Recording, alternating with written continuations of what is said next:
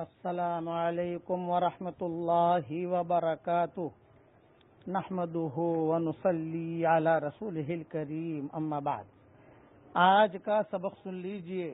آج کے سبق کی سرخی ہے حضور صلی اللہ علیہ وسلم کی سیرت، پارٹ نمبر 167۔ اب غار ثور سے مدینہ منورہ کی روانگی کے واقعات سن لیجئے۔ غار سے یکم ربیع الاول مطابق 16 ستمبر 633 عیسوی بروز دوشنبہ پیر کو روانہ ہو کر 8 ربیع الاول مطابق 23 ستمبر بروز پیر مقام قبا پہنچے۔ قبا کو پرانا مدینہ بھی کہا جاتا ہے۔ یہ مسجد نبوی سے تقریباً 3 میل کے فاصلے پر ہے اور آج کل بڑا پرفضا مقام ہو گیا ہے۔ جب تیسرے دن حسب معاہدہ عبداللہ ابن اریقط جو مشرک تھا اونٹنیاں لے کر غار پہنچ گیا، ایک اونٹ پر حضور صلی اللہ علیہ وسلم سوار ہوئے، دوسرے پر حضرت ابوبکر صدیق سوار ہوئے، ان کے ساتھ عامر ابن فہیرہ جو صدیق اکبر کے غلام تھے وہ سوار ہوئے، اور حضور صلی اللہ علیہ وسلم نے اپنے اونٹ پر عبداللہ ابن اریقط جو مشرک تھا اس کو سوار کیا اور آگے آگے راستہ بتلاتے ہوئے روانہ ہوا۔ یہ 4 آدمیوں کا قافلہ گویا کہ روانہ ہوا غار ثور سے۔ اور یہ تاریخ یاد رکھنا، یکم ربیع الاول مطابق 16 ستمبر 633 عیسوی بروز پیر کو روانہ ہوئے ہیں اور پیر کو ہی پہنچے ہیں۔ 1 ہفتے کا گویا کہ یہ سفر تھا۔ غار سے نکل کر مدینہ کے لیے قافلہ جب روانہ ہوا تو راستے میں بہت بھوک لگی، بھوک پیاس کا غلبہ ہوا۔ آپس میں مشورہ کرتے رہے کہ بھی کیا کریں، کس کے یہاں جائیں۔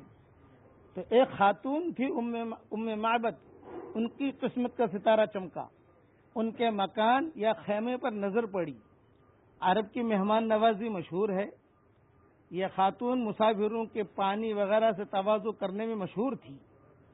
قافلہ نبوی نے دریافت کیا کہ کیا تمہارے پاس گوشت، کھجور یا اور کوئی کھانے پینے کی چیز ہے؟ تو خاتون نے انکار کیا اور عرض کیا کہ اگر کوئی چیز موجود ہوتی تو آپ حضرات کی دریافت کرنے سے پہلے ہی میں پیش کر دیتی۔ خیمے میں ایک کونے میں خشک بکری تھی، بہت کمزور، وہ کھڑی ہوئی تھی۔ تو حضور صلی اللہ علیہ وسلم کی نگاہ خیمے میں ایک طرف کو کھڑی ہوئی بکری پر پڑی۔ آپ نے دریافت کیا کہ یہ بکری کیسی اور کیوں کھڑی ہے؟ ام معبد نے جواب دیا کہ یہ دبلی اور کمزور ہے، ریوڑ کے ساتھ جانے کے قابل نہیں ہے، اس لیے کھڑی ہے۔ آپ نے دریافت فرمایا اجازت ہو تو ہم اسے دوہ لیں، دودھ نکالیں اس میں سے؟ تو ام معبد نے جواب دیا کہ یہ تو مردار بکری ہے، مرنے کے قریب ہے، اس سے دودھ کیسے نکلے گا؟ لیکن اگر آپ کی تمنا ہے تو آپ کریے، اگر آپ اس مردار بکری سے دودھ نکال سکتے ہو تو میری طرف سے اجازت ہے۔ آپ نے بسم اللہ پڑھ کر اس کے تھنوں پر ہاتھ رکھا، تھن دودھ سے بھر گئے۔ اس کے بعد آپ نے برتن میں دودھ دوہا، وہ برتن دودھ سے اتنا بھرا کہ نیچے گرنے لگا۔ ام معبد کو سب سے پہلے دودھ پلایا حضور صلی اللہ علیہ وسلم نے، انہوں نے خوب پیٹ بھر کر پیا۔ پھر اہل قافلہ کو پلایا، ابوبکر کو پلایا، عبداللہ ابن اریقط کو پلایا، عامر ابن فہیرہ کو پلایا۔ اخیر میں حضور صلی اللہ علیہ وسلم نے دودھ پیا۔ پھر دوسری مرتبہ پھر دودھ نکال کر ساتھیوں کو پلایا۔ اس کے بعد پھر آپ نے پھر تیسری مرتبہ دودھ نکالا اور برتن بھر کر ام معبد کے حوالے کر دیا اور قافلہ اپنی منزل کی طرف روانہ ہو گیا۔ شام کے وقت ام معبد کے شوہر ابو معبد بکریاں چرا کر گھر واپس آئے تو اپنے مکان میں عجیب رونق محسوس کی، خوشبو محسوس کی۔ نگاہ اٹھا کر دیکھا تو برتن دودھ سے لبریز پائے۔ تعجب سے اپنی زوجہ سے دریافت کیا یہ کیا ماجرا ہے؟ بیوی نے تمام واقعہ سنایا۔ شوہر نے مہمانوں کا حلیہ دریافت کیا تو ام معبد نے تمام حلیہ بیان کر دیا۔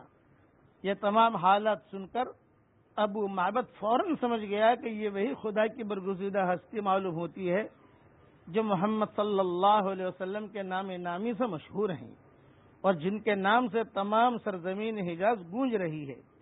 اس کے بعد ابو معبد اپنی بیوی سے افسوس کرتے ہوئے کہنے لگا، ہائے افسوس اور میری قسمت کہ میں آپ کی تشریف آوری کے وقت موجود نہ تھا۔